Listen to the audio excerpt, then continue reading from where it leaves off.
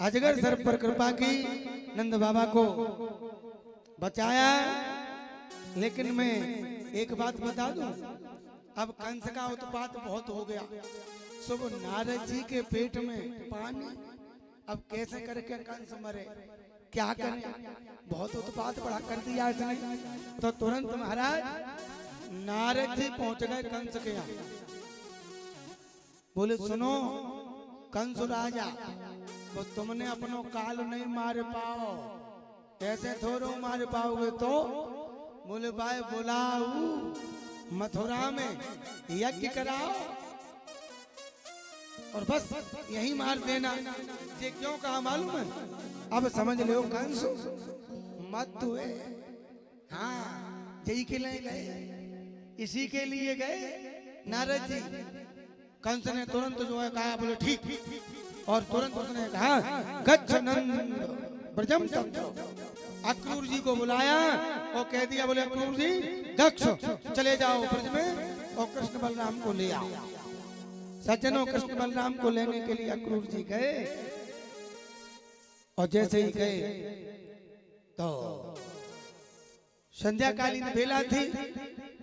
मेरे कृष्ण बलराम जंगल से गायें चरा करके लौट रहे थे, ऐसा वर्णन। रथ को देखा, तुरंत पहुंचे अक्रूर जी के पास और बोले चाचा जी चाचा जी चाचा जी। आ गए और जैसे ही कहा ना तो महाराज तुरंत भगवान कृष्ण ने पूछ लिया, बोले चाचा जी कैसे आए? तब अक्रूर जी ने कहा कि बेटा उस कंस ने मारवे के लिए तुम्हें बुलायो है और मोए भेजो। सो भगवान कृष्ण बोले चाचा जी बाबा के सामने, नंद बाबा के सामने ये बात मत बोलना, नहीं तो जाने नहीं देंगे। तुम तो ये कहना मथुरा को मेला है और बाकी सब हम कर लेंगे, बाकी सब हम कर लेंगे, जो होगी सो देखी जाएगी। और जैसे ही अक्रूर जी नंद बाबा के पास में गए, नंद बाबा बोले कैसे आए अक्रूर जी? अरे कि वो मेला था मथुरा का। तब तक तो कृष्ण मचल गए, बोले बाबा बाबा मैं जाऊंगा मेला देखबे के ताई जाऊंगा, मैं ना मानूंगा, मुझे ले चलो। बस कृष्ण की खुशी के लिए नंद बाबा ने ढिंडोरा पिटवा दिया। मथुरा का मेला देखने के लिए कौन कौन चल रहा है? कछु तो ग्वाल बाल तैयार है गए, लेकिन जैसे ही गोपियों को पता लगा कि कृष्ण छोड़ करके जा रहे हैं तो गोपियां आ जाती हैं और सुखदेव जी के शब्दों में सुनिए बड़ा प्यारा कि अहो विधाता न कुचित दया संयोज्य मैत्रा प्रणये न देहिना। अरे विधाता तुझे नेक भी दया नहीं आई, तनक भी करुणा नेक भी नहीं आई है?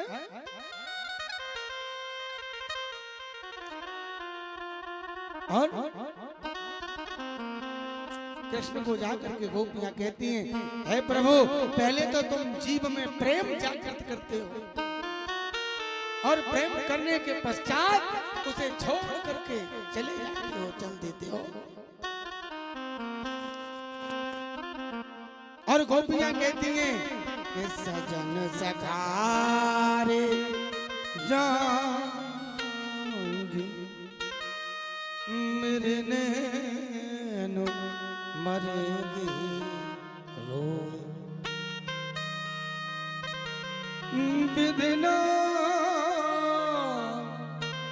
ऐसी रीत कर सो भोर कब ना हो।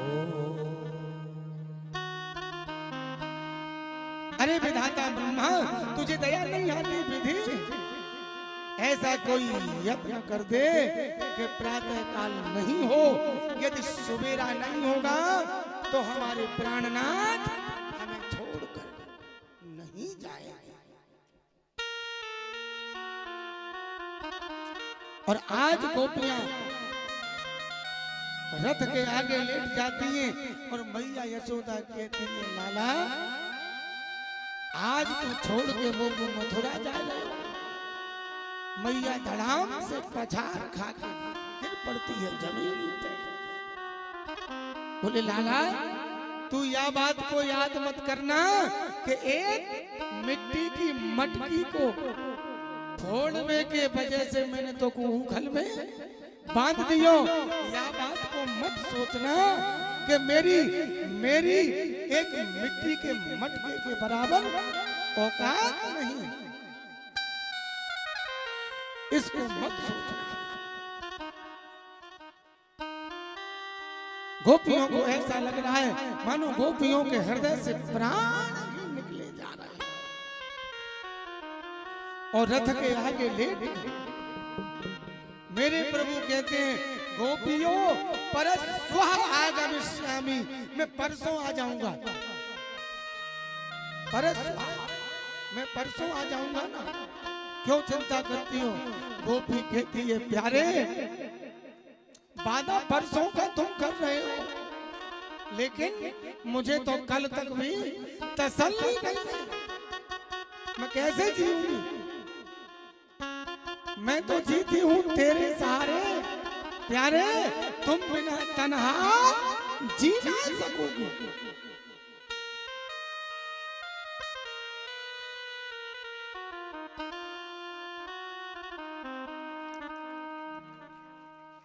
मैं तुम्हारे लिए, गोपियों ने कह दिया, इसलिए मुझसे दामन न ऐसे छुड़ाओ प्यारे, रास्ता और कोई नहीं है, मुझे कोई रास्ता नहीं दिखाई देता।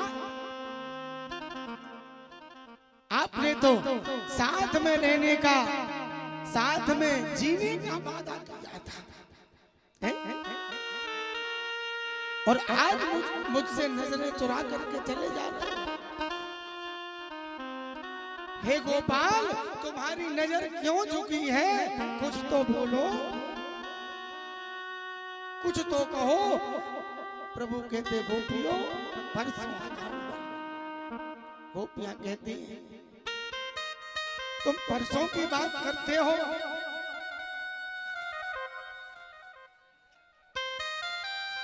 हम कल तक तसल्ली करने को तैयार नहीं है। चोर वृंदा विपिन कुंज यमुना पुलिन श्याम मधुबन चले, श्याम मधुबन चले।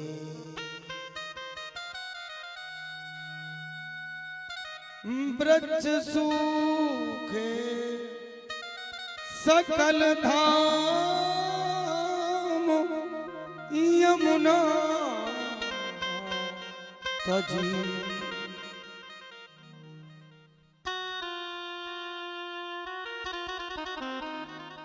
वृक्ष के डालियां सूखने लगी। यमुना जी ने अपना रंग बदल दिया समाचार सुनते ही कि प्रभु मुझे छोड़ दिया। श्याम मधुबन चले, श्याम मधुबन चले।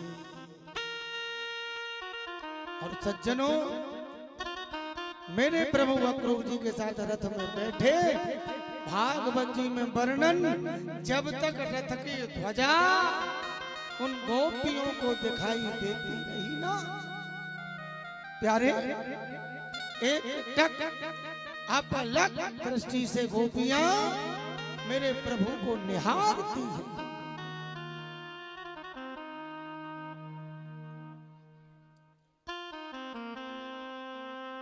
और आज बंधु अक्रूर जी ने यमुना के किनारे रथ को खड़ा किया, स्नान करने गए। मेरे प्रभु ने अक्रूर जी को दर्शन दिया। अक्रूर जी ने जल से बाहर निकल करके देखा तो रथ में बैठे हैं। अब अक्रूर जी समझ गए कि मैंने जान लिया कि कंस का उद्धार होगा, ये साक्षात परमात्मा है। और जैसे ही महाराज मथुरा में पहुंचे, एक प्रहर रात्रि शेष थी। अरे मेरे प्रभु ने कहा नंद बाबा से, बोले बाबा कछु तो आज घूम लेंगे मेला और कछु कल घूम लेंगे मथुरा को।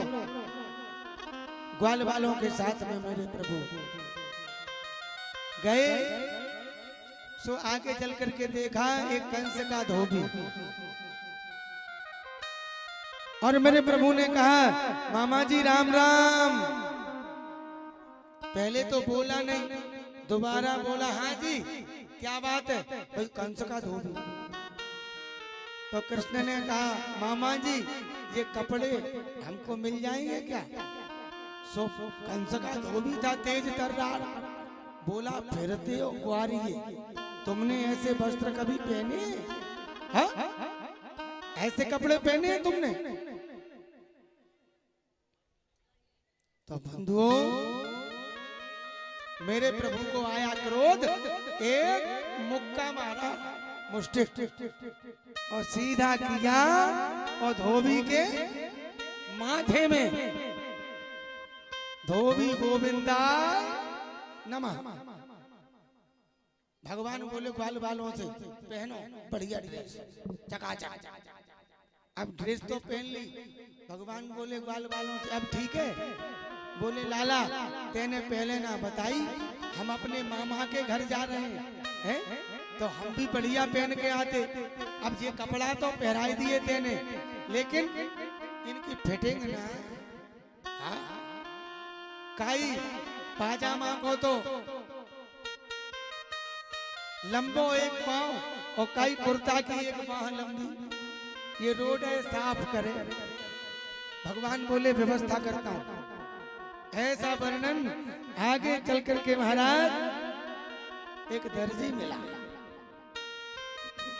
मेरे प्रभु ने कहा मामा राम राम।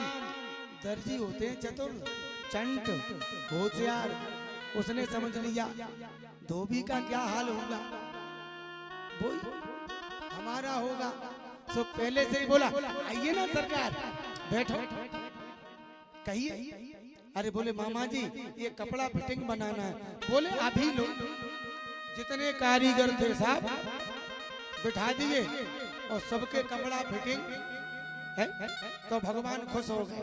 भगवान ने कहा दर्जी को, बोले तुम्हें हमारा आशीर्वाद है, खूब फलोगे फूलोगे। अब समझ लो दर्जी आज भी फल फूल रहा है। जितने का कपड़ा नहीं होता प्यारे उतनी सिलाई लगती है। और कहूँ दूल्हा राजा की ड्रेस हो तो फिर तो कहना ही क्या है। सही बता रहा हूँ, चकाचक दर्जियों की। हाँ अरे मैं अभी सर्दियों में गया था। ये हमारे कपड़े बनाता है यहाँ पिंड में एक टेलर है। तो हमने कहा क्यों भैया हमारी सदरी कितने में। बोले महाराज जो सदरी आप पहनते हो तो 2700 रुपए की बनेगी। तो हम की जैसे और महंगी होती बताओ, हद कर दी। हम पंडित आदमी हमारे पास कहाँ से होंगे 2700। अरे बोले महाराज हम जानते हैं। तो मैंने मैं ना बनवा रहा हूँ, क्यों हम चाहे पहनाने होगी वो पहनाए देगो।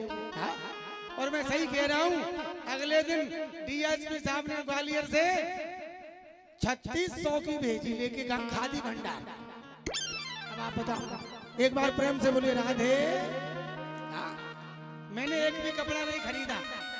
हाँ विगत दिनों से पहनता हूँ, एक भी नहीं खरीदा। सही कह रहा।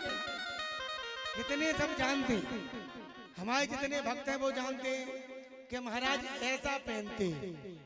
तो देव तो एक कपड़ा दो, यानी टाबिल दो या रुमाल दो जिसे महाराज यूज करें। ऐसा मत दो कि महाराज लेके अलमारी में डाल दे, है ना। हाँ एक बार प्रेम से बोलो राधे राधे राधे। तो समझ लो दर्जियों पे मैंने कही भैया तो पे तो भगवान की कृपा है। सो बड़ा हंसा।